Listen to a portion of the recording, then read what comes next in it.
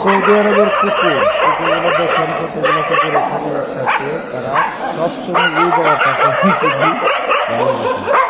যখনই আমরা এই বিল্ডিংয়ে যাই তখন এখানে 20-30 কুকুর সবসময় আসে। সৌদি আরবের কুকুর।